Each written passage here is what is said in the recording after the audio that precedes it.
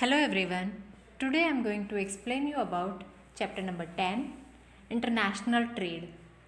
International trade means पूरी country की geographical boundary के बाहर जो हो रहा है वो ट्रेड। इंटरनल ट्रेड के बारे में आगे के लेसन में हमने देखा था। Internal trade means geographical boundary के इनसाइड जो ट्रेड होता है that are internal trade. International trade geographical boundary के बाहर एक कंट्री और दूसरी country means in between the countries के बीच में जो ट्रेड होता है, गुड्स एंड सर्विसेज का एक्सचेंज होता है on behalf of the money, तो ये कहलाता है ट्रेड और इंटरनेशनल ट्रेड। तो यहाँ पर हम इंटरनेशनल ट्रेड के बारे में देखेंगे concept, importance, incentives for export trade, import process, export process, import process और एक्सपोर्ट प्रोसेस दोनों आपको खास याद रखने हैं क्योंकि 5 मार्क्स का क्वेश्चन इस लेसन में से आएगा। Role of GATT and WTO and problems of international trade, तो इसके बारे में हम जानकारी लेंगे इस लेसन में। स्टार्ट करते हैं हम इंट्रोडक्शन से। Natural resources have been distributed unequally among the different countries. जैसे कि हमारे यहाँ पर अलग अलग जगह पे कोई कोई चीज़ें बहुत ही फेमस होती है, जैसे कि वलसाड के जो फ्रूट्स है वो बहुत ही फेमस होते हैं। आसाम की टी जो है वो भी बहुत ही फेमस होते हैं। कश्मीर के एप्पल, केसर वो बहुत ही फेमस है। सो वैसे ही अलग अलग जगह की अपनी एक यूनिक आइडेंटिटी है और ये जो नेचुरल रिसोर्सेज है वो अनइक्वल डिस्ट्रीब्यूशन हुआ है। तो कंट्री की नीड्स जो होती है, कंट्री के पीपल की नीड्स जो होती है वो फुलफ़िल करने के लिए एक कंट्री दूसरे कंट्री से नीड्स सेटिस्फाइड करने के लिए ट्रेड करती है। So here if it is not possible to produce an item in a particular country means एक ही कंट्री के अंदर वो आइटम प्रोड्यूस नहीं हो सकती है या फिर कम है, तो रिक्वायरमेंट जो है वो फुलफ़िल करने के लिए at the same time the other country has a adequate amount of item, तो उसी टाइम पर दूसरे कंट्री के पास वो बहुत सारी वैसी ही आइटम है, तो इस दौरान such items can be brought from the country through international trade. तो ये पॉसिबल होता है इंटरनेशनल ट्रेड के थ्रू। नेसेसिटीज़ शॉर्टेज होती है गुड्स या आइटम की, और या फिर नहीं होता है वो गुड्स और हम दूसरे कंट्रीज से वो मंगवाते हैं through international trade so that can be satisfied the needs of the people. some countries के अंदर मैन्युफैक्चर में पर्टिकुलर फेमस होते हैं, जैसे कि manufactured in particular item in particular country only. तो वैसे ही यहाँ पर बताया गया कि less labour and less expenses, कोई कंट्री के अंदर एक्सपेंसेस कम होता है, लेबर फोर्स भी कम अप्लाई करता है और बेटर क्वालिटी मिलती है, तो वहाँ पर से वो चीज़ मंगवा सकते हैं। If the developed country have industries and under developed countries have raw material, the trade between such countries become necessary.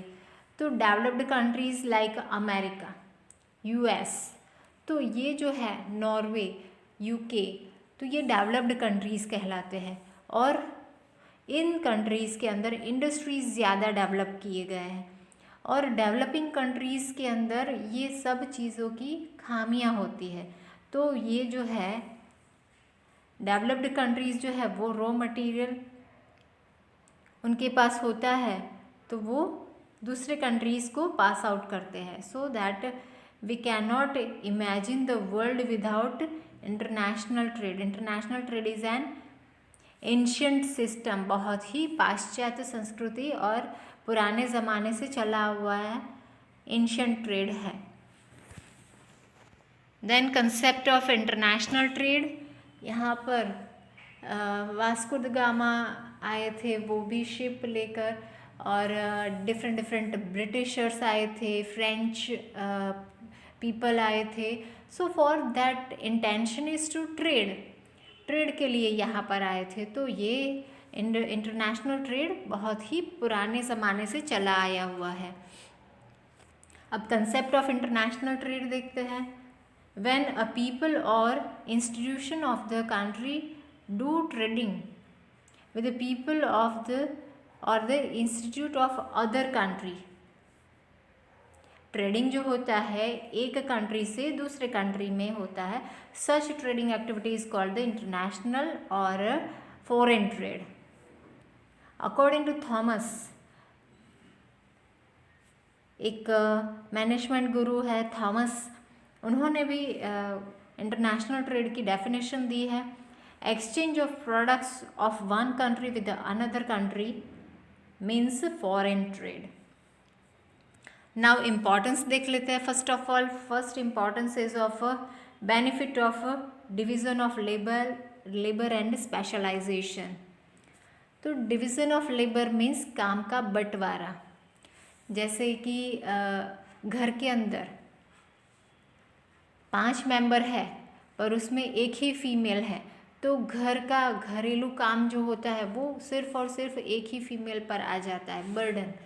पर अगर 7 मेंबर है, उसमें 4 फीमेल है, तो चारों फीमेल जो है वो काम का बंटवारा कर लेंगे, तो इजीली वो काम हो जाएगा।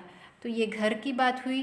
सेम वे इंडस्ट्रीज़ के अंदर भी division of labour is possible. अलग अलग डिपार्टमेंट्स बना लेते हैं और डिपार्टमेंट वाइज अलग अलग काम सौंप दिया जाता है, तो इजीली और smoothly work have to be produced, और उसमें वो माहिर हो जाता है। फिर डिवीज़न ऑफ लेबर होता है मीन्स सेल्स मैनेजर होता है, सेल्स करते करते करते करते वो उसमें एक्सपर्टीज़ हो जाता है, मीन्स उसमें स्पेशलाइजेशन हो जाता है, माहिर हो जाता है उसमें। वैसे ही मार्केटिंग मैनेजमेंट वाला जो पर्सन है उसके लिए भी परचेज मैनेजर जो होता है, उसको कहाँ से कौन सा रॉ मटेरियल परचेज करना है, कौन सा इक्विपमेंट्स एक्सचेंज करना है, वो सब उसको एक्सपर्ट हो जाता है, तो उसको एडिशन में कुछ करना नहीं पड़ता है। They are having specialization in that area. अपने खुद के जो एरिया है उसके अंदर वो माहिर हो जाते हैं because of the division of labour. वैसे ही अकाउंट एडमिनिस्ट्रेटिव पार्ट अगर संभालते हैं तो अकाउंटेंट जो होता है वो अपने अंडर में क्लर्क को रखते हैं और डिफरेंट पर्सन, और वो काम करवाते हैं, तो उसमें वो स्पेशलाइज हो जाते हैं कि किस तरीके से हमें किसके पास से कौन सा काम करवाना है। Okay, so that have to be beneficial for, so let we see, as a natural resources of the different countries have been distributed unequally, all demanding item cannot be produced in any one country। तो जितनी demand होती है वो एक ही country में produce नहीं होती है। In a country where the production of a particular item is suitable, जैसे कि आसाम के अंदर चाय हो सकती है प्रोड्यूस, पर गुजरात में नहीं। So such can be manufactured easily and with low cost. उसका खर्च भी कम लगता है, पर्टिकुलर एरिया के अंदर वो चीज़ ईजीली मैन्युफैक्चर्ड हो जाती है और उसके ऊपर का खर्च भी कम लगता है as compare to the another country. In the same way some demanding items can be import from foreign countries. तो वैसे ही दूसरी डिमांडेड आइटम्स जो है वो दूसरे कंट्रीज से मंगवा सकते हैं। So due to international trade both the importing country as well as exporting country get benefit of division of labour and specialisation. तो इम्पोर्टिंग कंट्री और एक्सपोर्टिंग कंट्री दोनों को बेनिफिट होता ही है, क्योंकि वो चीज़ वहाँ पर इजीली अवेलेबल हो जाती है, लेबर अवेलेबल हो जाते हैं। The next is of development of underdeveloped countries। Under developed countries जो होते हैं, बहुत ही पिछड़े हुए पछात कंट्रीज़ जो होते हैं, उसका डेवलपमेंट होता है। जैसे कि इंपोर्ट करते हैं बाहर से modern technology, administrative know how, that all have to be imported from other country. So उस कंट्री का, अंडर डेवलप्ड कंट्री का डेवलपमेंट होता है। Less developed countries can develop more easily and with the help of international trade.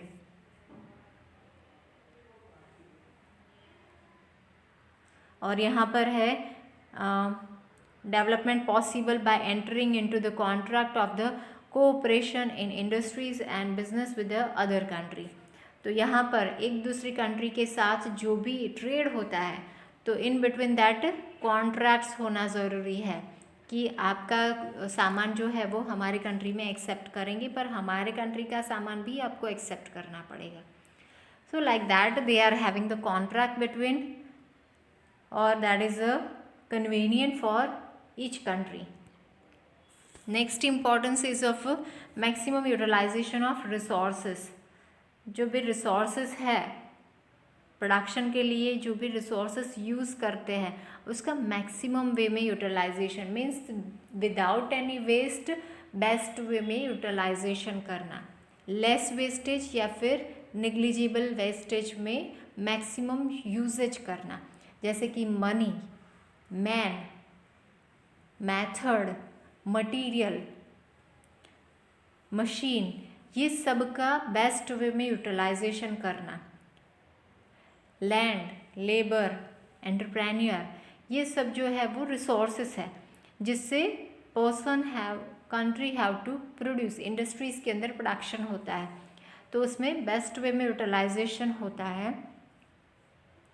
Every country import the technology, machines and human labour as per its requirement.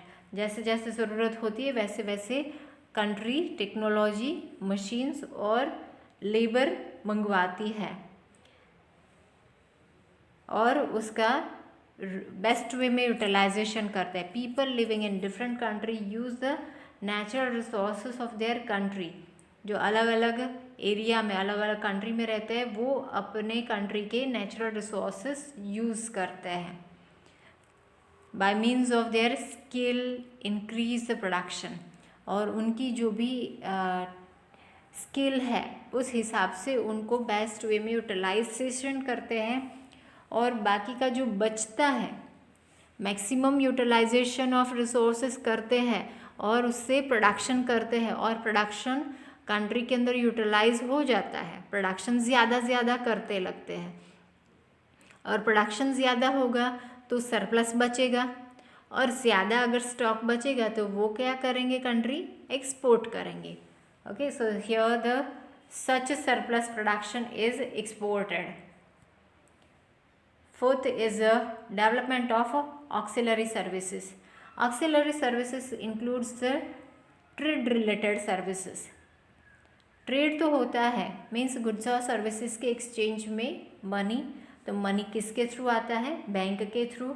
अगर transmission of goods करते हैं तो उसके लिए security के तौर पर insurance निकलवाना पड़ेगा, रिस्क है इसीलिए।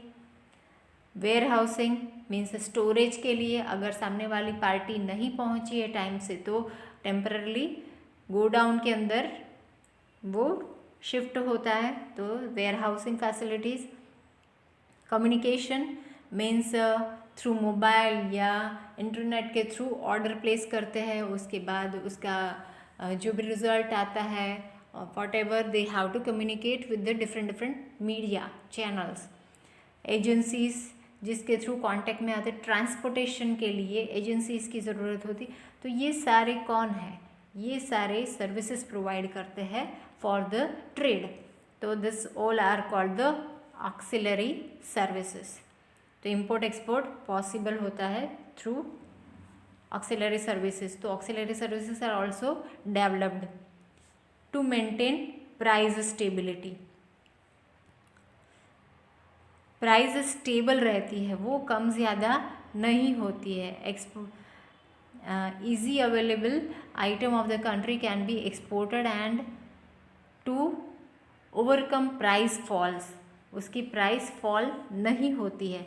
जैसे ज़्यादा से ज़्यादा एमेंडेंस कोई भी प्रोडक्ट हो जाती है तो उसका प्राइस सडनली डाउन हो जाता है, सो ऐसा नहीं होता है। And highly demanding items can be imported to control the price hike, और जो जिसकी डिमांड ज़्यादा होती है उसकी बाहर से इंपोर्ट की जाती है चीज़ें, जिससे कि प्राइस बढ़ ना जाए, एकदम हाई प्राइस ना पे करनी पड़े। And this way the price level can be stable, तो ज़्यादा अमाउंट में प्राइस है तो वो प्राइस लो ना हो जाए, इसीलिए उस प्रोडक्ट को बाहर सेल किया जाता है, और जिसकी डिमांड ज़्यादा है तो उसकी प्राइस बढ़ ना जाए इसीलिए बाहर से इंपोर्ट कर लिया जाता है वो प्रोडक्ट को। सो this way can be stable the price, high standard of living. Competition का ज़माना है तो डिफरेंट कंट्रीज़ जो है वो इंटरनेशनल ट्रेड करते हैं, और इंटरनेशनल ट्रेड में हर एक कॉम्पिटिटर जो है वो अपनी प्राइस रीज़नेबल रखते हैं। रीज़नेबल मीन्स कॉम्पिटिटर से थोड़ी सी लो, और क्वालिटी हायर, तो क्वालिटी प्रोडक्ट्स कस्टमर्स को मिलेगी तो benefit to the customers only, तो कस्टमर्स का स्टैंडर्ड ऑफ लिविंग सुधरेगा। जनरल पीपल जो है वो खरीदेंगे वो प्रोडक्ट या आइटम, तो उससे उनका स्टैंडर्ड ऑफ लिविंग बढ़ेगा और उनको कम प्राइस पे करनी होगी, क्योंकि कॉम्पिटिटर्स के प्राइजेस रीजनेबल होते हैं। Next is of exchange of culture, fashion and knowledge, तो ये भी पॉसिबल है with the help of international trade. Different countries come into contact with one another, एक दूसरे से कांटेक्ट में आते हैं इंटरनेशनल ट्रेड के थ्रू, और एक दूसरे के कंट्री की इंफॉर्मेशन पास आउट होती है, तो एक दूसरे का कल्चर भी पास आउट होता है। International cooperation and harmony can be maintain. International cooperation means एक कंट्री दूसरी कंट्री से कोऑपरेट होती है, और जो भी एक्सचेंज होता है गुड्स एंड सर्विसेज के सामने मॉनेटरी एक्सचेंज होता है या फिर गुड्स एंड सर्विसेज का exchange, so they have the cooperation.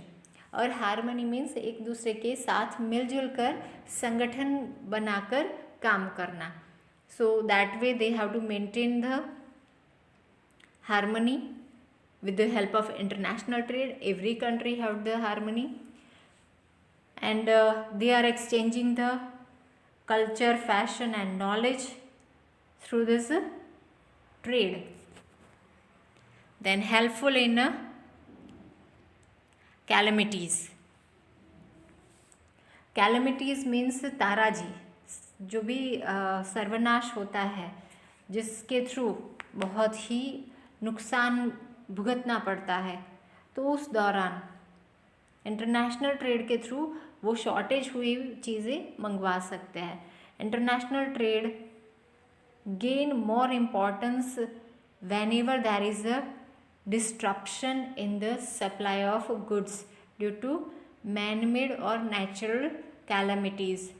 तो इस दौरान डिस्ट्रप्शन के दौरान वो सप्लाई की शॉर्टेज ना हो, ये खास ध्यान रखते हैं। तो कौन से destruction? Drought means shortage, rainfall नहीं होता है या फिर ज़्यादा रेनफॉल हो जाता है, सो दैट ड्रॉट, अर्थक्वेक, भूकंप आना, एपिडेमिक, कोई भी रोग जैसे कि कोरोना वायरस वैसे एपिडेमिक, साइक्लोन, तो ये सब जो है वो कैलेमिटीज़ है।